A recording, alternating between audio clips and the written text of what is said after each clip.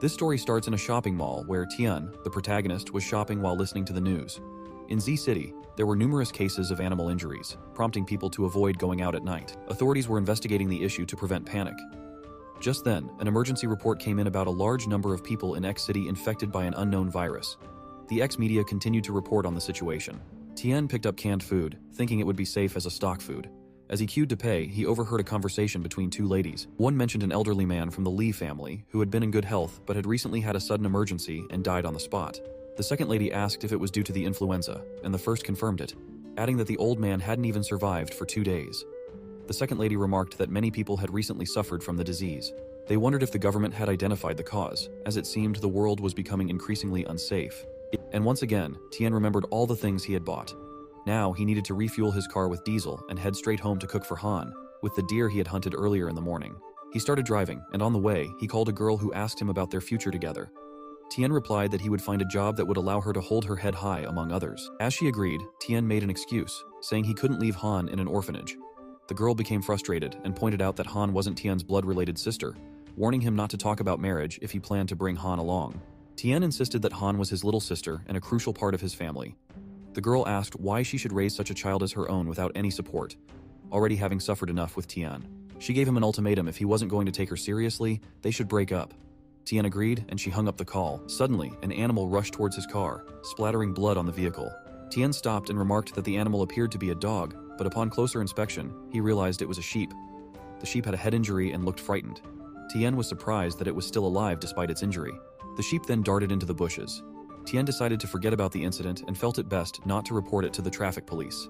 When he arrived home and started unloading his purchases, Han came out with their pets, calling for Tian. He asked her to slow down a bit. She commented on the amount of things he had brought and offered to help him carry them inside. He handed her a small pack of snacks. As they walked, she mentioned that she had completed all the tasks he had given her, such as feeding the livestock, changing the water, and watering the crops. Now she was hungry and looking forward to eating the stew Tian had made to feel better. He suggested making a carrot and lentil stew for her, to which she agreed, adding something more as she spoke. Tian turned around and saw Bai, the white dog, eating the crops, so he gently nudged him to stop. As they passed the buffaloes, one looked frightened with red eyes. Later, while they were cooking, Han mentioned that she had never seen a solar eclipse before and asked if it was true that the sky would completely darken like evening. They heard on the radio that the highly anticipated total solar eclipse was approaching soon. As Han enjoyed her meal, she complimented Tian on how delicious it was, noting that his cooking skills were improving alongside his hunting abilities. Tian explained to her about the eclipse, advising her to wear the special glasses he had given her to safely observe it without it getting too dark. Suddenly, a countdown began from 10. Han pointed outside and asked Tian what was happening. He was stunned to see a dark object obscuring the sun, plunging everything into darkness as if it were night. Han was shocked and started to feel cold. "Hey," the black dog began barking nervously. Even the radio signal became disrupted. Han, visibly frightened, urged Tian to look outside.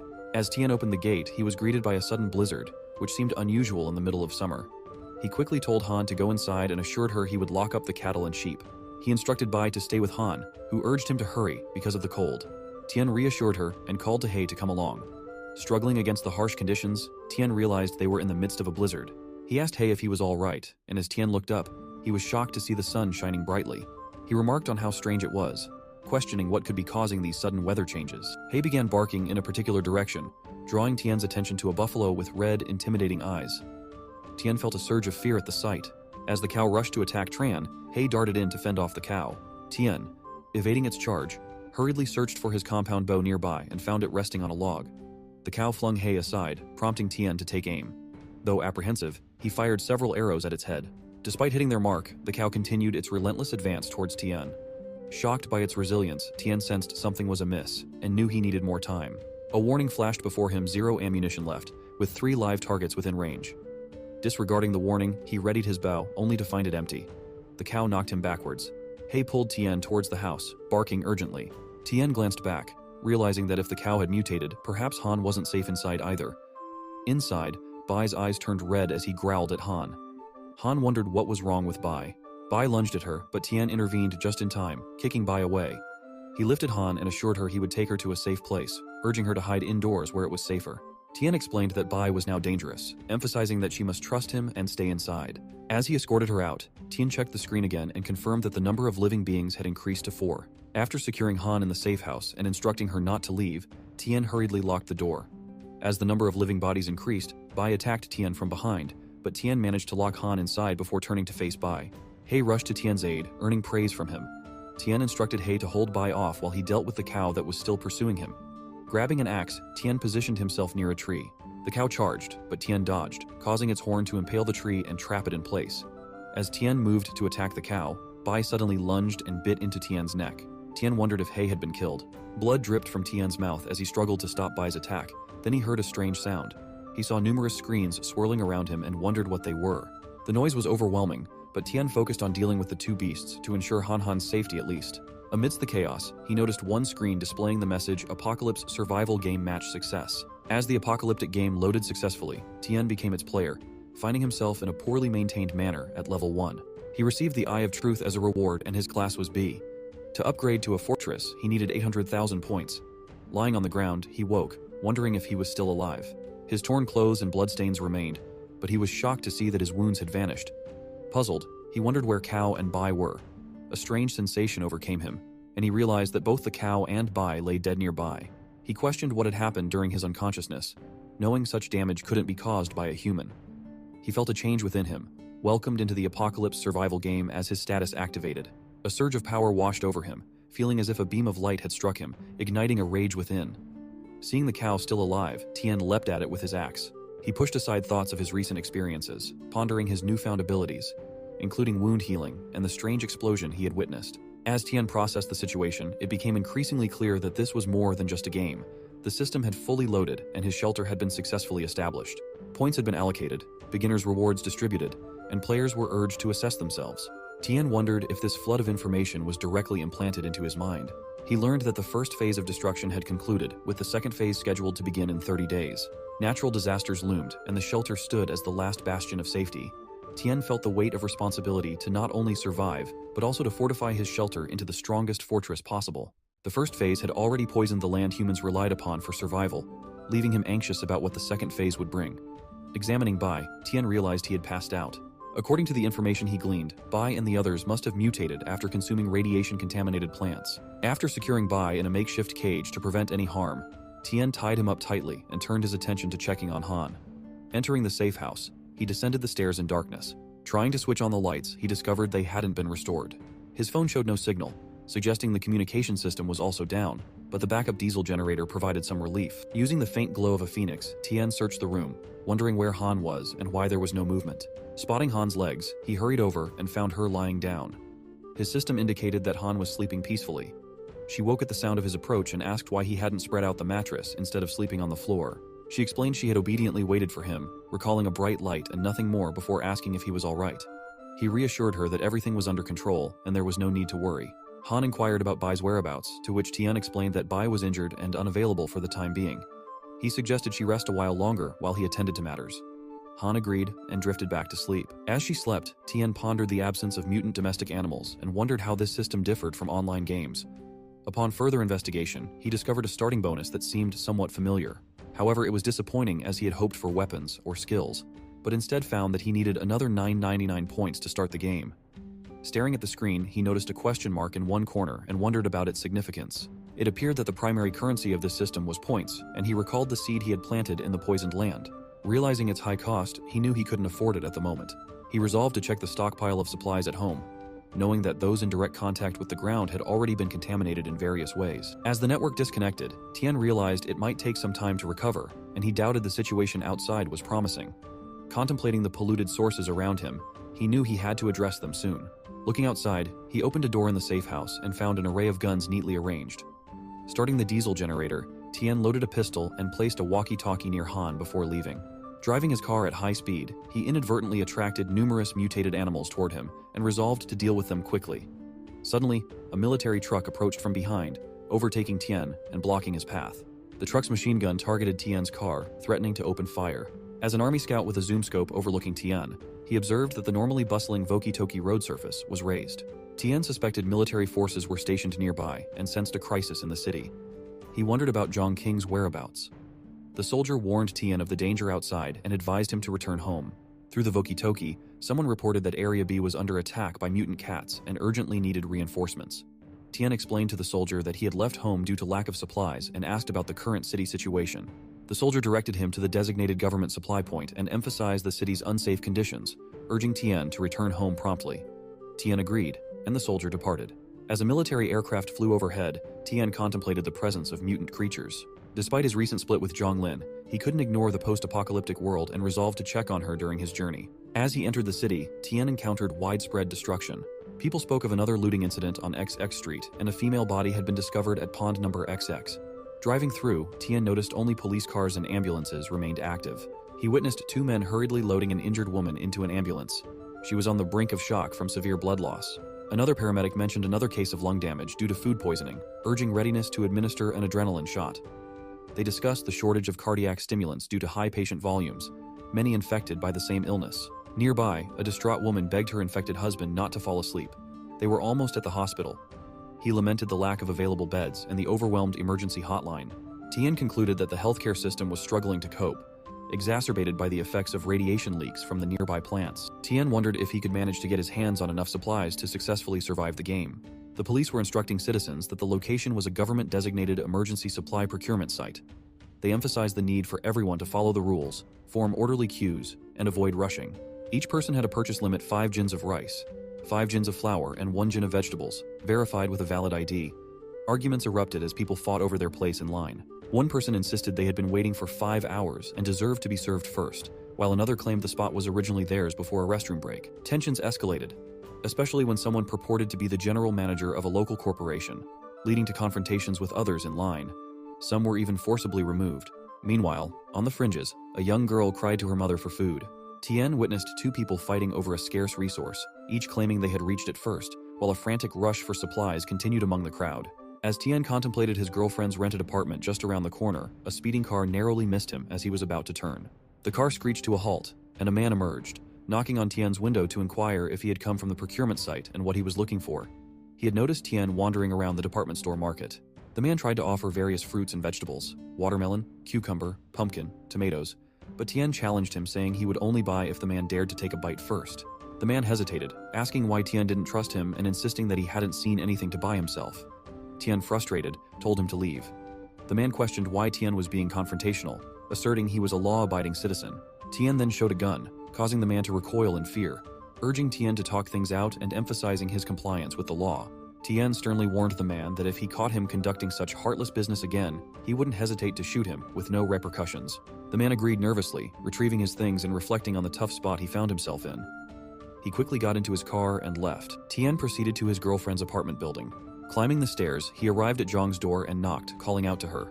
With no answer, he began to worry if she was even home. Retrieving the spare key from under the doormat, he unlocked the door and entered. Inside, Tian was shocked to find the typically neat room in disarray. Contaminated fruits and medicine boxes were scattered around. Among them, he recognized Tianrun's antibiotics, a product known for its terrible reputation from a local pharmaceutical company. He wondered why Zhang had bought such things. Noticing no signs of blood or accidental poisoning, Tian realized the place had been ransacked, but not in Zhang's usual meticulous manner. There were no signs of forced entry either. Everything seemed deliberately disturbed. In the chaotic world outside, Tian pondered where she could possibly have gone. The scene shifts to the outskirts of the city, where a poorly managed manor serves as a makeshift guest house. It's rated at level 1 shelter grade, offering basic amenities. The level 1 shelter skill reward is the Eye of Truth, allowing the host to see detailed information about objects and creatures. Additionally, the privileges include a remote control shelter system that provides real-time updates on shelter status and inventory, accessible even when the player is away. The area spans 30 MU, suitable for fishing, animal husbandry, planting, and construction. Reflecting on his situation, Tian realizes he's currently at a loss. He resides in a dilapidated level 1 greenhouse and resolves to earn enough points to upgrade farm equipment without neglecting anti-radiation measures. As he toils in the fields, Han arrives and excitedly announces that the seeds have sprouted. Tian, Han, and He gather to witness the successful growth, bringing joy to Han. Tian observed on the screens that the tomato seeds had been successfully planted and would mature in 48 hours. He was pleased with the progress, noting that the anti-radiation grade seeds were performing as expected, maturing quickly. With more points, he and Han could certainly survive in the post-apocalyptic world. Han expressed her initial doubts about the seeds, thinking they had all withered, but she credited Tian for their success. Tian confidently remarked that he always found a way, reminding Han of the rules he had set for her to follow. She affirmed her understanding and vowed not to be underestimated. Han reiterated the rules: only consume food approved by Tian, not leave the farm without permission, report any unusual animals, and keep an eye on Hei to prevent him from eating indiscriminately. Tian instructed Hei to listen as well. Recognizing that the anti-radiation crops were ripe, Tian resolved to harvest them promptly. He discovered that the harvest was bountiful, especially with the radiation-resistant tomatoes proving to be nutritious. Long-term consumption promised to enhance overall health, with a storage life of 30 days. Tian pondered whether they could also improve physical fitness and eagerly tasted one. Instantly, he felt a comforting warmth spread throughout his body, alleviating the fatigue from days of hard work. In this food-scarce post-apocalyptic world, the upgraded crops not only provided sustenance, but also seemed to offer attribute bonuses. Tian mused over the idea of becoming a full-fledged farm owner within this system. Unlocking permissions, purchasing from the mall, and upgrading shelters all relied on accumulating points, which were obtained primarily through the exchange system. This system facilitated the recycling of crops, livestock meat, and minerals, each graded differently and priced accordingly, were the supreme god tier. Exchanged for the highest points, these were top-tier crops, god-tier powerful crops that fetched significant points. Ancient medical grade specialized crops known for their medicinal properties. Anti-radiation grade crops specifically designed to thrive in radiation-affected environments. Tian realized that mastering this exchange system would be crucial for their survival and growth in the harsh new world they found themselves in. Tian learned about the point system for different grades of crops were Level 1, anti-radiation grade crops 1 kiloga or year 1 point. Level 2, ancient medical grade crops 1 kiloidar each 100 points.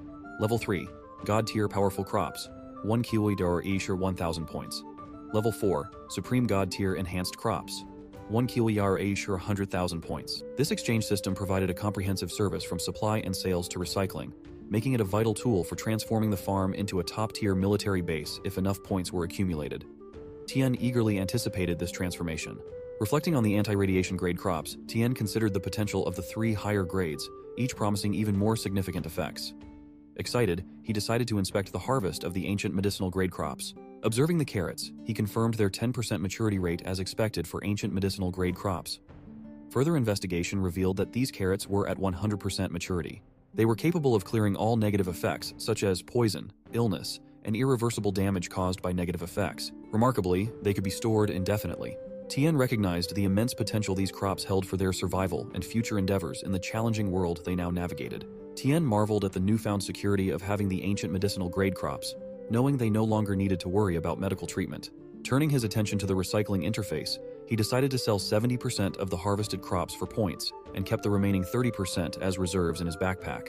Confirming the recycling of 200 kilos of radiation-resistant crops, Tian received 2,000 points and found that 3 ancient medicinal grade crops were stored in the warehouse. Pleased with the outcome, he now had 30 gins of anti-radiation grade crops safely stored. To his surprise, Tian was congratulated for completing his first recycling task and achieved the title of Master of Recycling, earning a reward, a smart working robot of the agricultural type. As the robot appeared in his palm and waved, Tian couldn't help but feel skeptical about its usefulness, given its small size. He wondered about the achievement system, suspecting it might lead to more rewards and useful items. Yet, he couldn't shake the feeling that the robot was staring at him in an oddly unsettling way. As the robot swiftly began cutting the crops, Tian was astonished, wondering how it seemed to anticipate his thoughts. Could it be that his consciousness was somehow linked to the system, enabling direct commands to the robot from his mind? He marveled at its capabilities, realizing even a farming robot could be so advanced. Thoughts of earning enough points to exchange for a combat robot crossed his mind, considering how it could ensure Han's safety conveniently. Excited by their successful crop germination, Tian called Han for a meal, asking her to stop watching cartoons. They enjoyed big chicken legs together that day, celebrating their agricultural success. Han, though happy, reminded Tian of their need to be more frugal with food. Hei, their companion, also eagerly joined in the meal. Tian assured Han they could resume planting and use some of their stored food. He then warned her that if anyone discovered their food supplies, she would be forbidden from eating for 3 days. Han agreed, promising to keep their provisions secret. Tian suggested they eat, knowing Han must be tired of instant noodles after 2 days. He gave the first chicken leg to Hei, thanking him for protecting both Tian and Han. Han affectionately hugged Hei, calling him the best, before letting him go and wondering how Bai was feeling. Tian reassured her that Bai was still recovering from serious injuries and wouldn't be able to see her for a while, but promised they would play together once he was better. Han agreed and promised not to disturb Bai in the attic. Suddenly, Tian noticed a warning indicating someone was attempting to invade. He quickly accessed the monitoring screen and discovered the intruder was an unarmed 42-year-old male with a threat level of 3. To his surprise, he realized it was Uncle Nan. Tian wondered how Nan had ended up there under these circumstances. Tian stepped outside and approached Nan, questioning why he had come. Nan, smoking a cigarette, exhaled slowly before acknowledging Tian as boss. He explained his dire situation, requesting help and inquiring if Tian's farm had any surplus food. Nan had no other options. His home had been ransacked, his stored food stolen, and market prices were exorbitant due to shortages. Tian apologized, revealing that his own food stores had been depleted, worsened by a recent crop failure due to mutation. Despite this, Tian offered what little rations he could spare, expressing gratitude to Nan for looking after his family. Nan, crestfallen, admitted he had already approached many relatives, all unable to assist him. Tian then handed Nan a pack of cup noodles, urging him to explore other options first. Nan thanked him profusely, to which Tian wished him luck. Nan, resigned to their unfortunate circumstances, departed. Tian estimated that the food would last Nan about 5 days, considering it wasn't much. In uncertain times like these, human intentions were unpredictable, prompting Tian to stay cautious. He decided to check on Nan that night, realizing he didn't need the common vegetables stored in the freezer.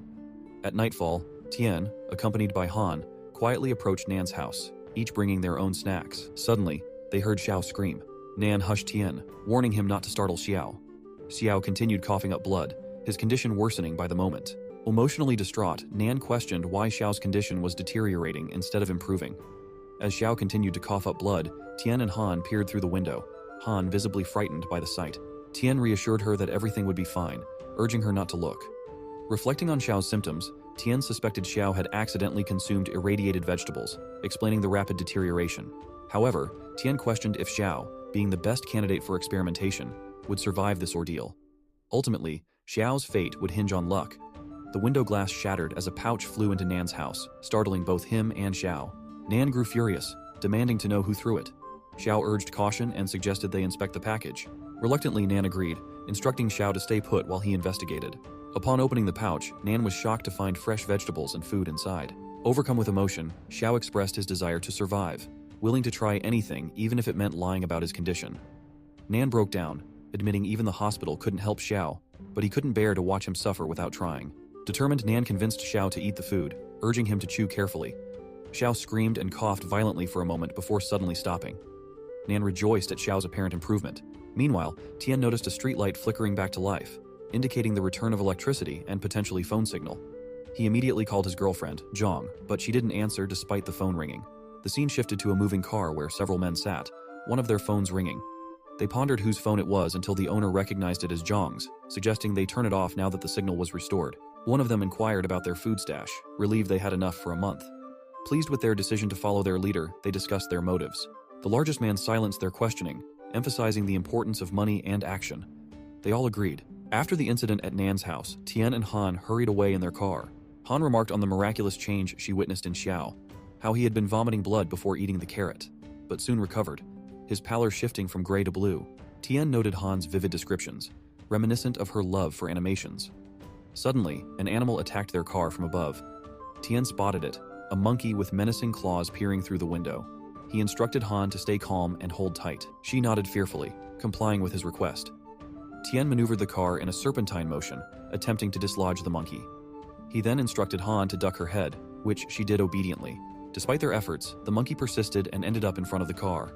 Thinking quickly, Tian swerved the vehicle, causing the monkey to collide with a rock. Drawing his gun, Tian shot the monkey, ensuring it posed no further threat. Exiting the car to inspect, Tian discovered a pool of blood where the monkey had fallen. Amongst the blood, he found a coded message. Perplexed, he wondered where it could have come from, as there were no nearby breeding farms or zoos. Tian's thoughts returned to the dire state of the city as he drove home. He instructed Han to relax and watch her animation, explaining that he had some matters to attend to. Agreeing, she departed, leaving Tian to confront Bai, still in his altered state. Donning gloves, Tian contemplated whether the ancient medicinal carrot could reverse the effects of radiation on Bai and restore his consciousness. Tentatively, he fed the carrot to Bai, hoping for a positive outcome. Bai growled loudly in response. Meanwhile, Han, engrossed in her cartoon, heard unsettling noises and grew concerned about Tian's prolonged absence. Rushing to find him, she entered the room where Tian and Bai were. Wanting to play a prank, she tapped Tian on the back, startling him. Relieved to see her, Tian asked if it was her. Han confirmed and teased him about being scared. However, their attention soon turned to Bai, lying motionless with blood around him. Han was overcome with emotion, collapsing in despair. Tian urged her to compose herself as she sobbed, questioning why they couldn't save Bai with the carrots that had saved Xiao. Tian sadly explained that the carrots couldn't reverse mutations like Bai's. Han continued crying, expressing her deep sorrow at the prospect of Bai dying. The next day, they performed the final rites for Bai and bid him a solemn farewell. Han remained silent throughout. Tian gently took her hand, suggesting they return indoors as it was growing late. Despite her absorbed state in the cartoon, Tian interrupted to invite her for dinner, preparing her favorite dish. Han didn't respond verbally but indicated she wanted him to stay with her in the house, to which Tian agreed. Later, Tian sat outside and noticed a screen announcement about radiation-resistant crops nearing maturity, prompting him to prepare for their harvest. Soon, they harvested approximately 500 kilo of radiation-resistant crops and 10 kilo of ancient medicinal-grade crops. A small robot returned to Tian, confirming successful points redemption. As a result, his level 1 dilapidated greenhouse upgraded to a level 2 ordinary house. However, Tian received a warning that his defense shelter was only rated level 3, capable of repelling small wild animals, but risky against larger threats. It strongly advised establishing a defense system promptly. Tian considered his top priority to ensure the safety of the farm. With current crop levels yielding high power, he decided to postpone expanding production. Upgrading the wall reinforcements from level 1 to 2 and successfully purchasing the perimeter power grid elevated his security readiness to level 1. Aware of the remaining points, he prioritized acquiring mechanical guards for Han's safety. He spotted a guard priced at 3,500 points and calculated that selling the grains stored in the warehouse would nearly cover the cost. Confident in his ability to earn more points if needed, Tian proceeded with the purchase of a level 1 hummingbird and a level 2 hound. Observing the hummingbird in action, Tian marveled at its precision as it efficiently dispatched fallen leaves with bullets. With the air patrol spinner now available, Tian decided it was time to test the ground combat capabilities, directing the hound to demolish a rock. The hound utilized its beam attack to effortlessly demolish the rock, leaving Tian visibly relieved by the successful demonstration. He then brought Han over to meet the hound, explaining that it would accompany her and provide protection. Tian suggested naming it Bai, which deeply moved Han. Meanwhile, in a city building, a man reported to Liang Hani that they had successfully cleared up the out-of-control samples, with only the data from number 7 steadily increasing. He noted that it could now penetrate 5mm thick steel plates effortlessly. Liang inquired about the situation on the other side. The man replied that Ren was displeased with their failure to procure medical equipment donations, which could complicate matters if reported to the head office. Seated calmly, Liang dismissed Ren's concerns, referring to her as just a girl with limited influence. He assured the man that their activities were conducted discreetly, making it difficult for Ren to launch a successful investigation without knowing where to start. The man agreed, mentioning that the head office remained unaware of their operations. Liang instructed him to keep a close watch on Ren to prevent her from disrupting their business. With that, Liang left the room, contemplating the potential for a significant treasure awaiting discovery. The scene shifts to Ren, who was walking angrily, asking where Liang was. The lady apologized and said that Liang wasn't in the company at that time. Ren was making things very difficult for them, so he should wait. Just as Ren opened a door and asked Liang what was going on in his head, he mentioned that now the entire southern region's medical system was paralyzed. As a medical company, Liang should lead his staff to actively cooperate with the hospital, donate equipment and medicines, instead of being busy with animal experiments. Liang replied that it was the general manager's office and it wasn't appropriate for her to barge in like that. He was a businessman, and his purpose was to profit from everything. He didn't believe that day's medical treatments could do anything for that worldwide disease. Ren asked what disease it was. Liang replied that she was also a shareholder in the company and enjoyed dividends. Could she imagine how rewarding it would be if they could develop a solution? Ren asked if Liang's research had made any progress, noting that even the Yanhuan federal government hadn't developed any effective drugs yet. She mentioned that she would have to visit his lab. Liang replied that he was kidding, emphasizing that such developments couldn't happen so quickly. He suggested that if she could cooperate more and invest more manpower in the project, progress would be faster. Ren said that she would go to the lab later to check on the progress and ensure she could cooperate effectively with the project. Liang assured her she was welcome and had arranged personal escorts. Ren agreed to go. Liang saw her out. As Ren walked, a boy escorted her and mentioned that the technical team had found her time in the office too short to conduct a thorough scan, and accessing the secret laboratory entrance was likely not feasible at the moment. Ren commented that it was an old issue and asked if the boy had obtained a statement from the captured scientist. The boy denied this, explaining that they were blindfolded each time they entered and exited, but they did have key cards. Ren expressed her appreciation for the information. Then she gave a card and wondered where else could that be other than those places, and if the most dangerous place could also be the safest. She entered the laboratory and a man introduced himself as 2Z, in charge of accompanying and explaining everything to Ren. He offered to show her around, and Ren agreed, saying, "Let's go and check on the progress of the experimental subjects first." 2Z led her to see Subject 7, the only one in the experimental batch that hadn't gone berserk. Its power had increased tenfold, though it remained unstable and showed signs of aggressiveness, though not as brainlessly bloodthirsty as the failures.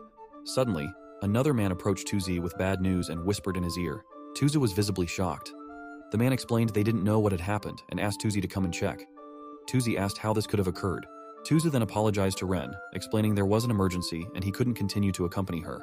He assured her that a colleague would take over. Ren replied that it was fine, as it was just a routine check, and she would walk around for a while before leaving.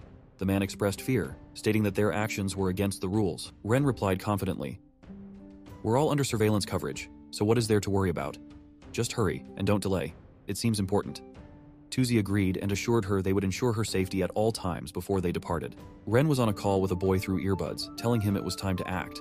The boy was seated in a room with his laptop, confirming that the surveillance was covered. Ren instructed him to scan the place for their hideout. The boy asked her to check the northeast corner for a hollow in the wall or something that could be pressed. She found it and pressed it. The boy informed her she had 30 minutes. Agreeing, Ren entered through the open door and discovered numerous human bodies in jars. The boy asked for her assessment. She replied grimly, "It's worse than we predicted." The boy asked if he should contact the head officer to intervene. She declined, asking him to wait. As she examined further, she saw a mermaid and asked Ren if she recognized the name, revealing it was Zhang, Tian's girlfriend.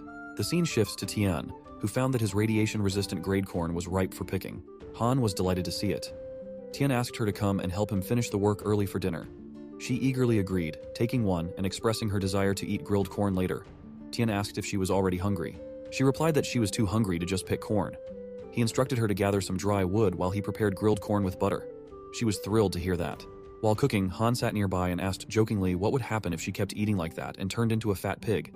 Tian thought that her appetite had exceeded his own recently. He explained that the special crop could enhance their physical fitness, and as her physique developed, her nutritional needs would increase. Since she was still growing, eating more wouldn't cause her to gain weight. She agreed and began eating the corn. Tian watched her profile and thought that after eating the radiation-resistant vegetables for a few days, both his and Han's physical condition had improved significantly. He joked that even if she kept eating like that, she wouldn't turn into King Kong Barbie, imagining how she might look and laughing at the thought. Han commented that the grilled corn was delicious. Tian promised to make her a spicy one next. He considered that with their shelter, even if Han's appetite grew comparable to Luffy's in the future, they could still afford it. Hearing a visitor, he wondered who would be visiting at such a time. Checking, he found it was Xiao with a bag. Tian wondered if it was the food he had given Xiao and what he was doing there. Tian approached Xiao and asked what brought him there. Xiao explained that Tian had given his family some instant noodles the other day, and his father insisted on returning the favor by sending some food to Tian's family, which Xiao had brought over. Tian reassured him it was fine, thinking he had helped the right person. Curious, Tian asked Xiao where he had found all the food. Xiao admitted he had found it in his yard, speculating it might have been quietly sent by a relative or someone who snuck it in. Xiao wanted to repay Tian's kindness and also had something to ask him. Tian encouraged Xiao to ask his question. Xiao mentioned he had heard about a new grain shopping center opening on the outskirts of the southern side that still had a lot of stock. He wanted to borrow Tian's truck to go and buy some.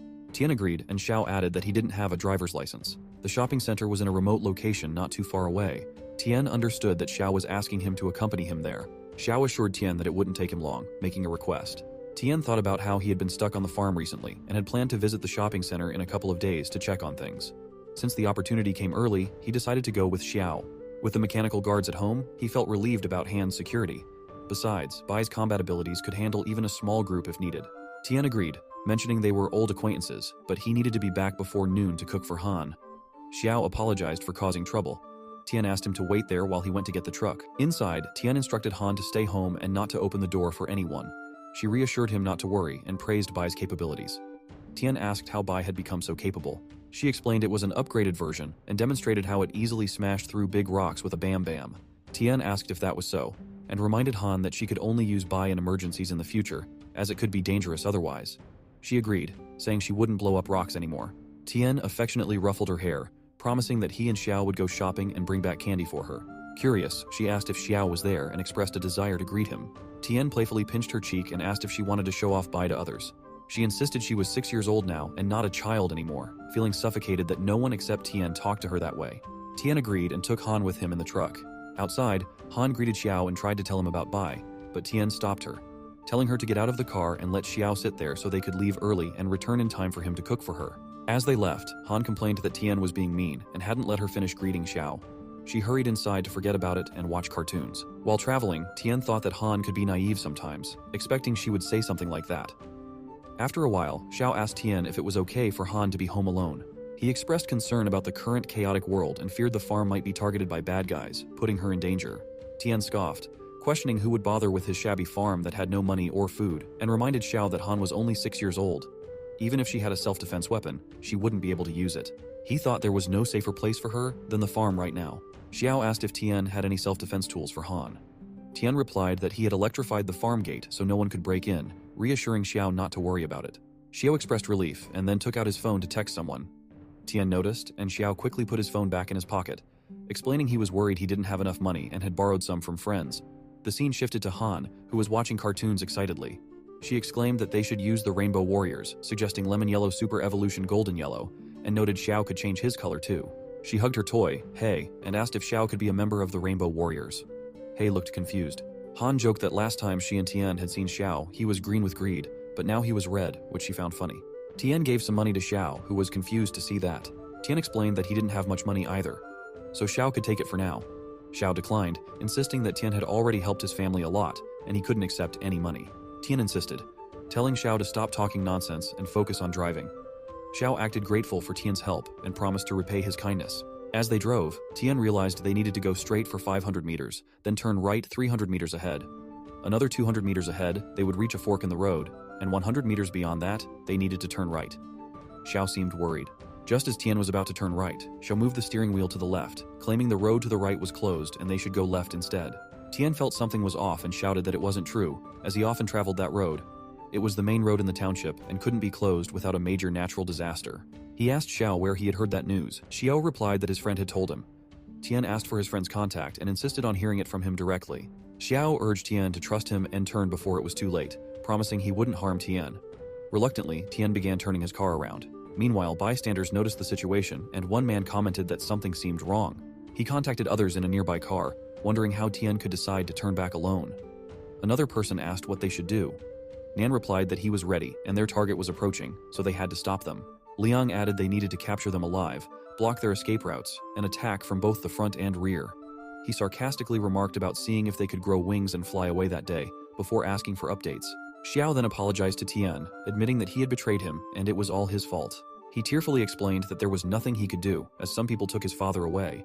Tian asked him to calm down and explain who those people were and what they wanted. Xiao, crying, told Tian that they were from Tainrun and knew Tian had the antidote for the poisoning.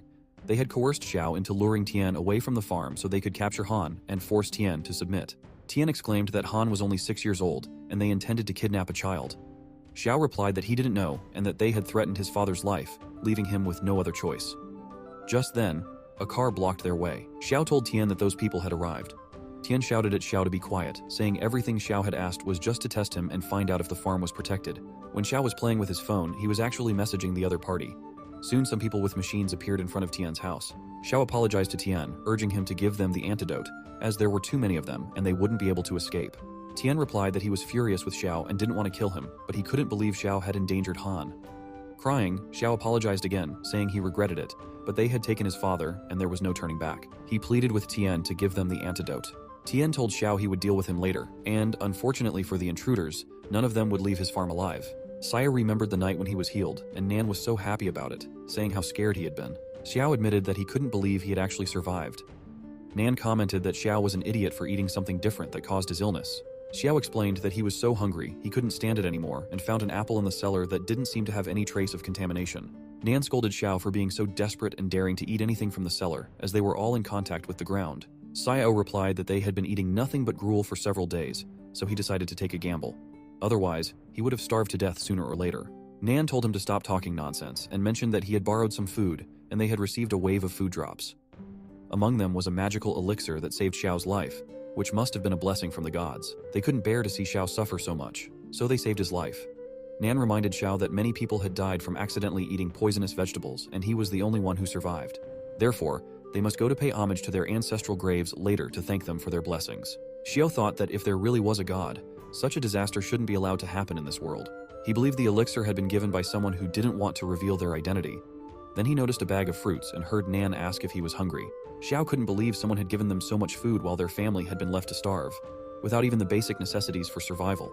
Nan reassured him that they had received all this food and that he was going to get something for Xiao to eat, emphasizing that Xiao was still recovering from a serious illness and needed to recover well. Suddenly, Xiao remembered something and got up to go outside. Nan asked where he was going. Xiao replied that he would be back in a while. Nan insisted that Xiao wasn't fully recovered and needed to rest. Xiao asked to be left alone and then went to someone's home and knocked on the door. The boy inside replied, telling him to stop knocking rapidly and demanded to know who was there. When Miao opened the door, he was shocked to see Xiao covered in blood. Miao asked what Xiao wanted. Sai replied that his home had been robbed and he just wanted to check the surveillance video. Miao asked what that was. Xiao showed him the camera and said it was a 360-degree unplugged wireless monitor. Miao agreed. Xiao asked to check who had beaten him up because he needed to find them. Miao agreed but told him to hurry because it was his sleep time. As Xiao went to check, he thought the camera happened to have the perfect angle for his alleyway and wondered who the person would be. Then he saw a truck and recognized its owner by the license plate. He then returned home. Nan asked what he had been doing.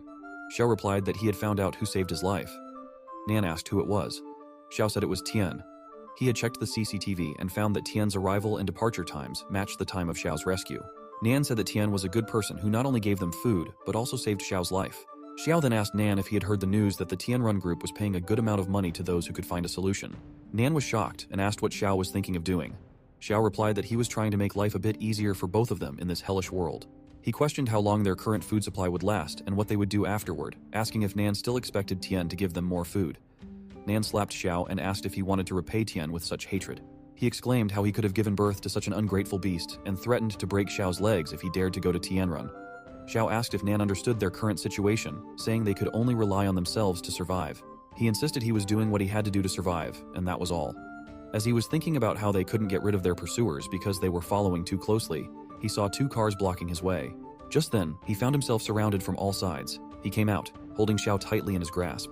Chen called Tian, introducing himself as an affiliate of Tianrun Pharmaceutical Company. He explained that he was using a special method to get Tian to meet him, and assured Tian that he had no ulterior motives. Chen mentioned that they knew Tian had the cure for the poisoning pandemic and proposed discussing a cooperation. Tian would provide the cure, and they would contribute their efforts, making huge profits together. Tian asked what would happen if he refused. Chen replied that Tian had only 2 options. The first was to cooperate, making everyone happy and allowing them all to earn money with smiles on their faces. Tian then asked about the second option. Chen responded that they would find the cure for the disease themselves, implying they would use force if necessary. Tian replied that it was only by chance he had discovered the cure for the poisoning epidemic, and there was only 1 dose, which he had already used. Chen called Tian, introducing himself as an affiliate of Tianrun Pharmaceutical Company. He explained he had come to discuss cooperation regarding Tian's cure for the poisoning pandemic.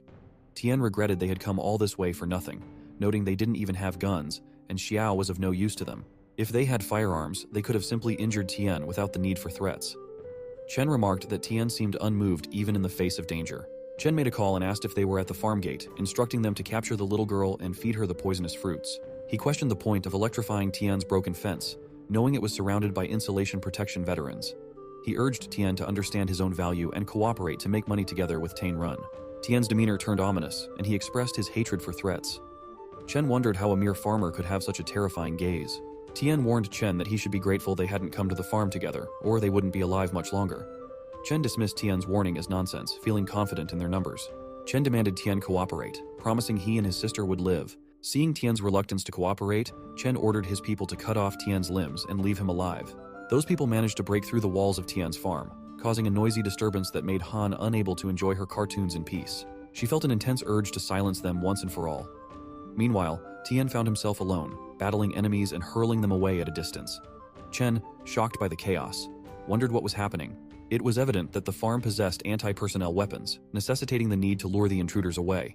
Observing Tian's farm from a distance, a man sensed something was amiss as rocks were being explosively dislodged. His initial suspicion of explosives was confirmed, and he decided to capture Tian alive. He realized no one had truly understood Tian's true strength. Tian himself marveled at the unexpected power boost from the radiation-resistant crops he had consumed for just a few days. His physical attributes, speed, strength, bone density, and reflexes, had all significantly improved beyond his expectations. In ancient times, one could enter the Tao through swordsmanship, but Tian chose to initiate it with a fist. A man swung a knife at Tian, but he sidestepped it, feeling he was moving closer to the Tao. Let's create some space first, he thought, knowing his physical condition was no longer a game. He targeted Chen with his gun. Terrified, Chen regretted his oversight of not bringing a firearm, unaware Tian possessed one.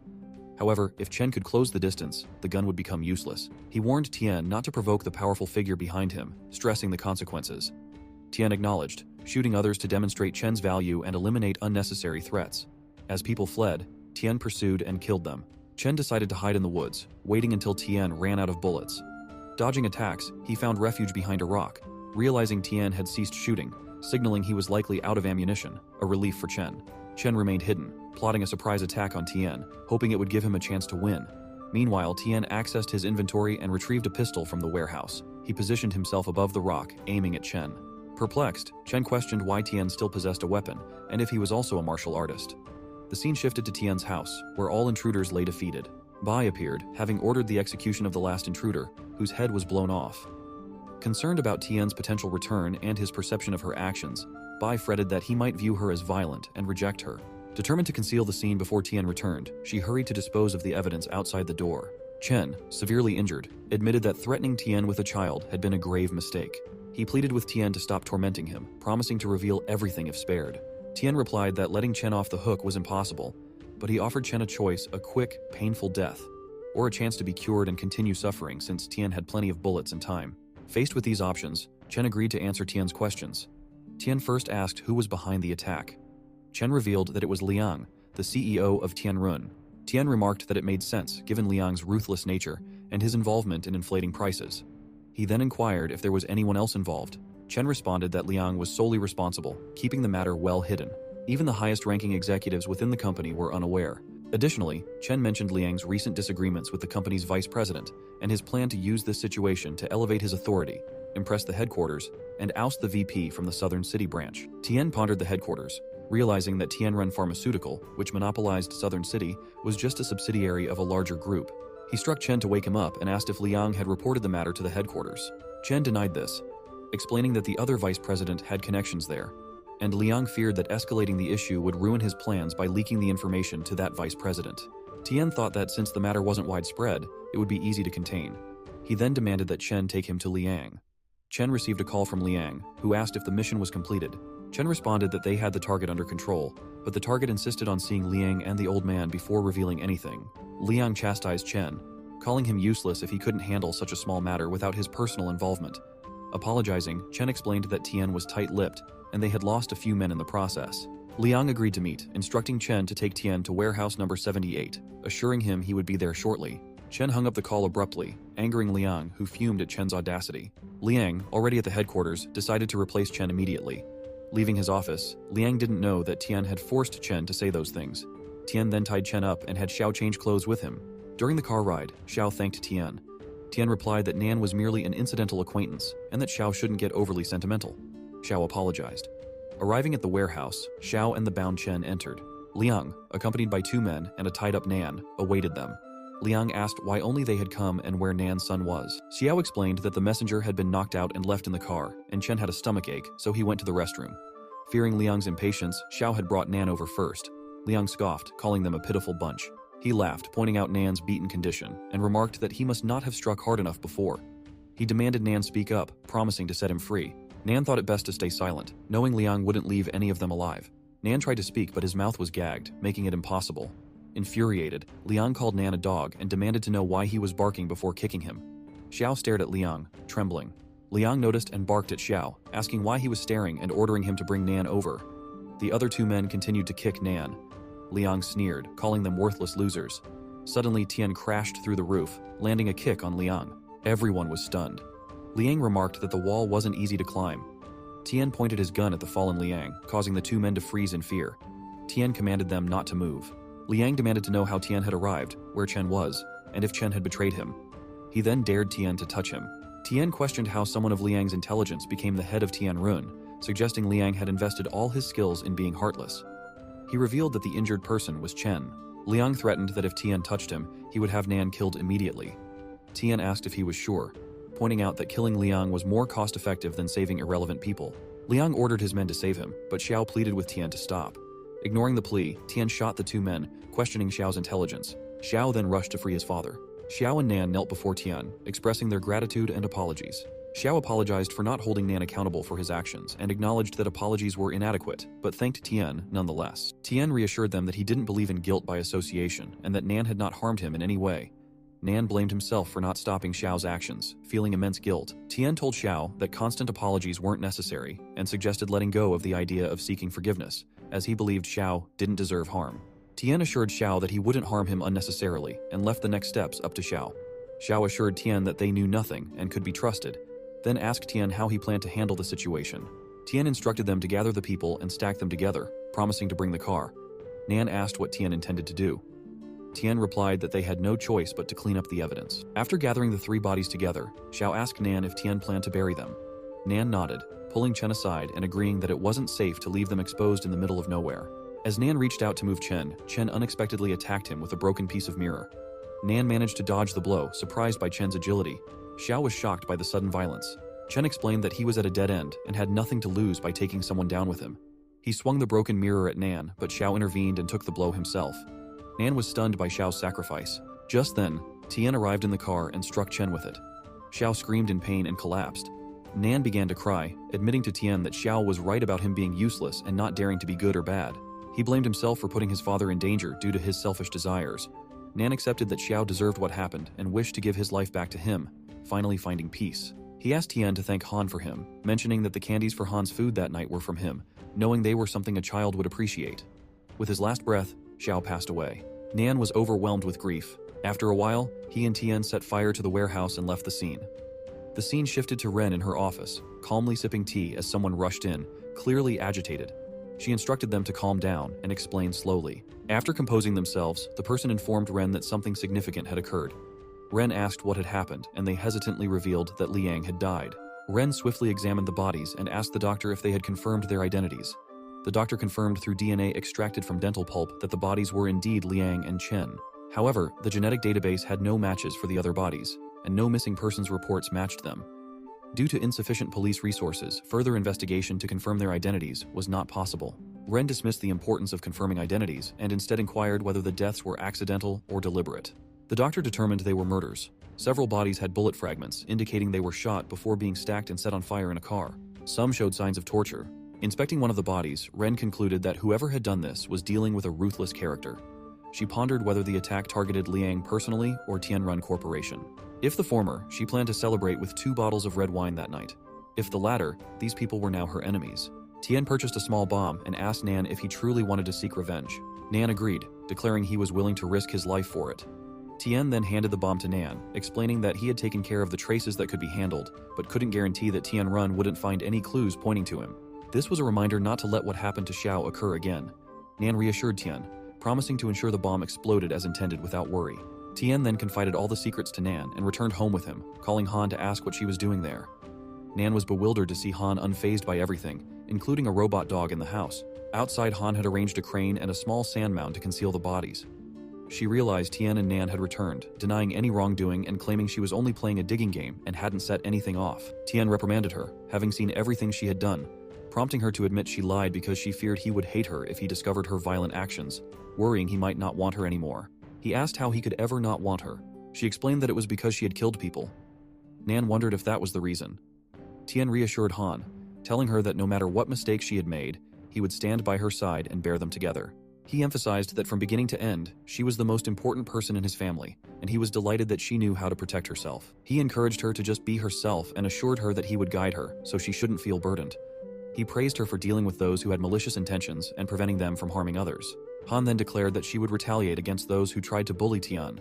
Nan reflected that the world was changing too quickly, and he needed to adapt. Han then confided everything to Tian, who confirmed if she was saying that she saw those people wearing red and that this made her hate them. She ordered Bai to eliminate them, and Bai agreed, mentioning how those individuals had knocked down the gate and disturbed her while watching cartoons, a color she found unsettling. Tian asked if others also had colors. Han confirmed, describing Tian with a calming blue, Hei with an approachable green, and Xiao also associated with the unsettling red color. She mentioned that Nan's color was gray with a hint of green, and she had also noticed that some passersby were gray too. Tian wondered what the people emitting the red color had in common, suspecting they all harbored ill intentions towards Han. He asked if, besides seeing different colors, she had noticed any words or letters around them. He wondered if Han was also a player. She denied seeing any words or letters. He asked when she started seeing colors on people. She replied it had been about a week ago. Tian speculated that her ability had emerged only after the start of the destruction season, confirming that Han hadn't seen the system and thus wasn't a player. Thinking about this, he pinched her cheeks, a habit of his when contemplating a problem. Tian believed it was likely an evolution after eating radiation-resistant vegetables. He smiled, and she jokingly commented on how scary he could be. He expressed his happiness. Tian considered that if that were the case, the crops provided by the food system didn't have the same side effects as the radiative crops, but the likelihood of mutation was higher. They had both eaten radiation-resistant food for only a few days, yet their physical functions had improved significantly. Han had also evolved the ability to perceive others' emotions, akin to a proximity program or humanoid reconnaissance device. Tian named his ability the Eye of Truth and dubbed Han's ability the Eye of Good and Evil. He expressed admiration for her ability and noted its usefulness to him. When she asked if she would be able to help him in the future, he agreed, affirming that if she saw someone emitting red color in the future, she should inform him as she was his strongest assistant. As he gently touched her, she became happy. He then asked if she was hungry and offered to cook for her. Later, he prepared all the food and the three of them sat down together to eat. Tian told Han that from now on, Nan would also live with them and help with the farm work. Nan mentioned he didn't fully understand the situation, but would do as Tian instructed. Han was delighted to hear this and asked where Nan would live. Nan replied that he would build a thatched hut near the gate to live in and keep watch over it. Han then asked what would happen to Xiao now that Nan was living with them. Nan explained that Xiao had gone to another world to atone for his sins. Han remarked that it seemed those who emitted red light and wanted to bully Tian wouldn't live long. She vowed that anyone who dared to bully Tian or He would face Bai's retaliation. Tian praised Han for her intelligence and suggested she focus on her meal. Nan thought that things couldn't get any more intense than they were now. Furthermore, his hands were already stained with blood, but now he didn't have to worry. As long as he could help his son get revenge, he was willing to be Tian's watchdog. The scene shifts to a man watching a press conference. A speaker announced that it was the 15th day after the catastrophe, with a cumulative death toll of 38.6 million on Blue Star and 4.7 million in the Yanhuang Federation. The federal government was actively transferring grain reserves, and soilless cultivation technology would soon be scaled up for production. He urged everyone not to panic. The man's son approached and asked what he could do. The man inquired if he had read Ren's report. The boy confirmed and mentioned that Liang was dead. The man remarked about Tian being a good earner and lamented his death, noting that the mutation process had accelerated. He mentioned that the military police headquarters had captured a level 5 mutated beast in the mountains on the southern border. Jing, his son, was surprised to hear this and asked how a level 5 mutant beast could have evolved when the highest level they could research now was only level 3, or the result of his artificial catalysts. In the deep forest, with no human intervention to clear it, radioactive vegetation thrived. Even the lowest level species cannibalized each other, accelerating mutation intensity. The father remarked that their current manufacturing technology was vulnerable to unknown natural evolution. He instructed King to take over the lab there, and Ren had discovered that Liang's secret experiments had utilized many intriguing technologies. They planned to combine these discoveries with their current resources and ensure the prompt extraction of the virus. Jing agreed with the plan. Ren sat in her office, pondering that the records from 2 days prior had appeared entirely routine, suggesting that the cause of his death lay within that narrow window. However, the surveillance footage from those crucial days had been deleted by Liang, leaving them bereft of clues.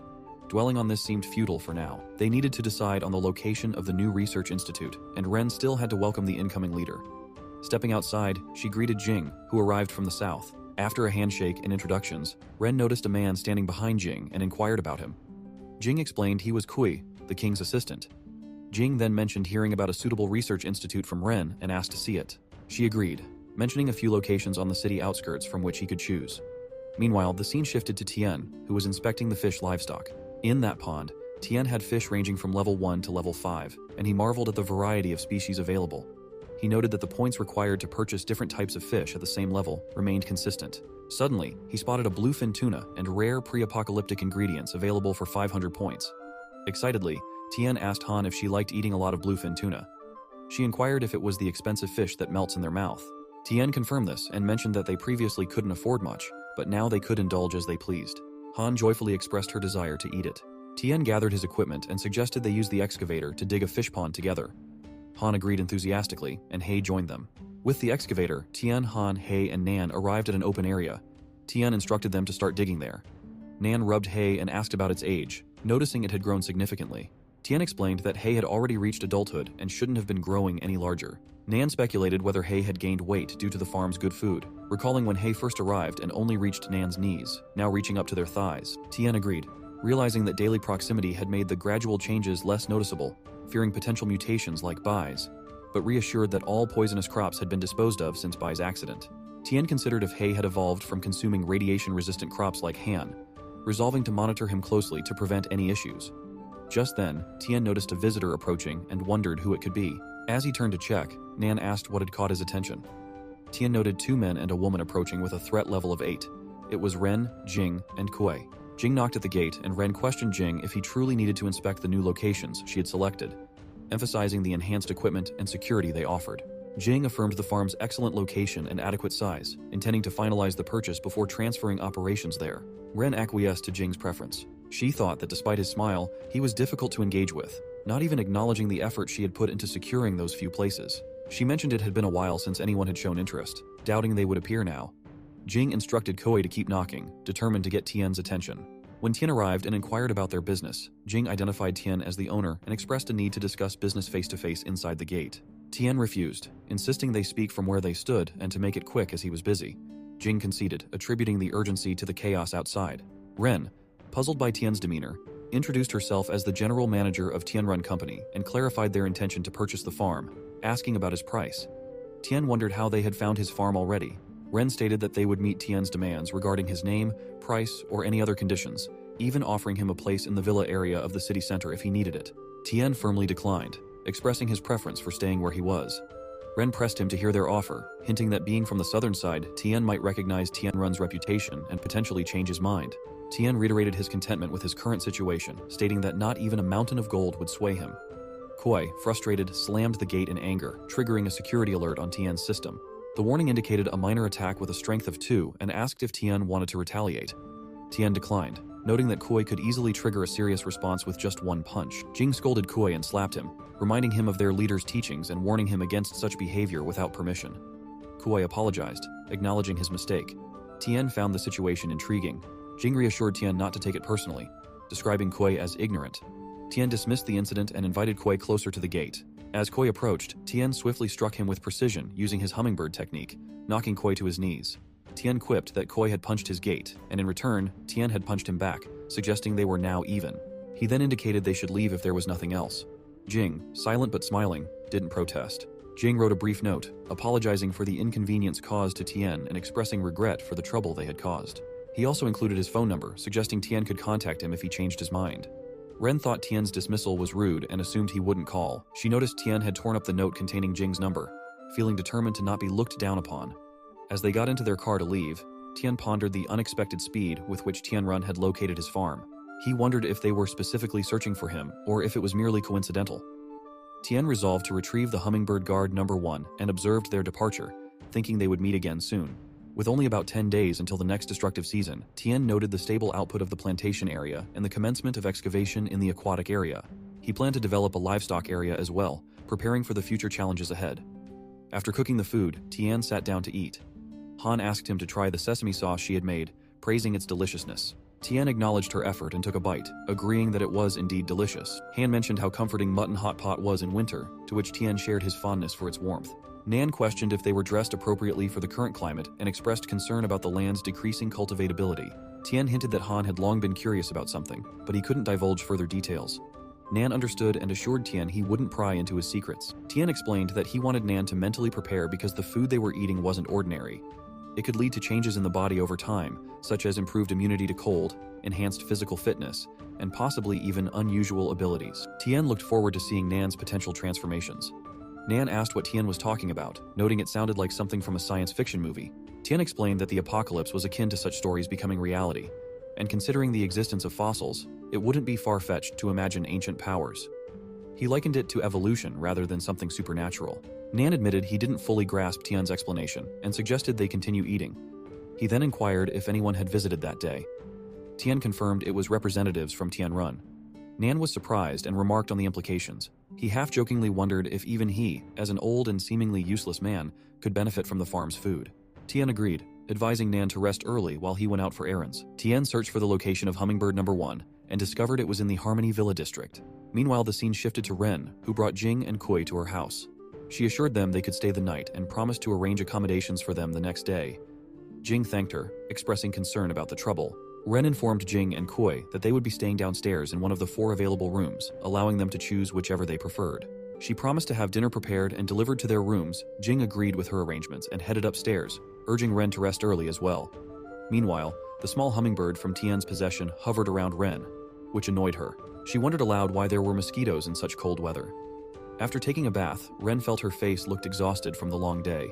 She decided to pamper herself with a skincare spa session after a refreshing shower. While staring at herself in the mirror, she questioned whether a successful and beautiful woman like herself left any room for others. Applying a face mask, she noticed the mosquito still buzzing around. Mistaking the sound for a beetle, Ren decided to open the window to let it fly out, enjoying the refreshing breath of fresh air after the air conditioner had been on for a while. As she opened the window, she suddenly noticed a boy standing outside next to it, startling her. The boy leaped inside. Ren tried to ask for help, but he stopped her by covering her mouth. She wondered if there were any bodyguards outside. The boy made her lie down. She thought that she would fire all those guards. The boy was so strong that she couldn't move or fight him. She had to calm him first. He warned her that he would let her go, but only if she didn't scream or resist. Otherwise, he threatened, he would act faster than her bodyguards with his knife. Ren tried to calm down. As the boy released her mouth, she told him that there was a lot of money, jewelry, and gold in the bedside cabinet. He could take it all, as long as he didn't harm her. She promised not to involve the police. The boy commented that she seemed very cooperative. Ren told him that the world revolved around seeking wealth, and hurting her would only bring trouble. If he took the money and left quickly, it would be enough for him to buy plenty of food. The boy replied that he hadn't come to rob her money. She was shocked and then asked if he was a pervert, making a fake excuse not to cooperate with him. The boy stopped her and asked if she had sent someone to kill Liang, questioning why it had taken her so long to discover the murderer. She thought it wasn't a robbery and asked if he was connected to Liang. She pondered that all of Liang's confidants were dead, wondering where he came from. The boy replied that Liang had done him a favor and now he sought revenge. He had heard that Ren was investigating Liang's death and asked her to share all the information she had, as he wanted to investigate too. She realized the boy had come to voice his accusation. She explained that she and the police were investigating Liang's death, but the clues were limited and there was no way to pinpoint the real culprit so quickly. The boy said she had taken over Liang's position after his death, suggesting she might be responsible. She was shocked, realizing she had no evidence and had made many enemies in the southern side. It seemed natural for someone to take advantage of the chaos and exact revenge on Liang so tragically killed. She insisted she had no deep grudge against him, and his position as general manager wasn't worth killing over. The boy thought Ren was right and acknowledged her intelligence. He couldn't believe they didn't have any suspects. Ren explained there were truly no suspects. Liang had destroyed all documents and surveillance related to recent conspiracies. How could she pinpoint a suspect when she didn't know whom he had been interacting with before his death? It was a challenging matter for her. The boy speculated that Liang wanted everything for himself, leaving no clues behind. She asked if he would let her go. Just as he heard footsteps, the boy swiftly struck Ren's neck, causing her to collapse. Outside, Koi pounded on the door to break it down, while the maid informed Ren that the alarm system had been triggered, indicating something had happened. Koi asked him to save Ren. Upon entering the room, they found Ren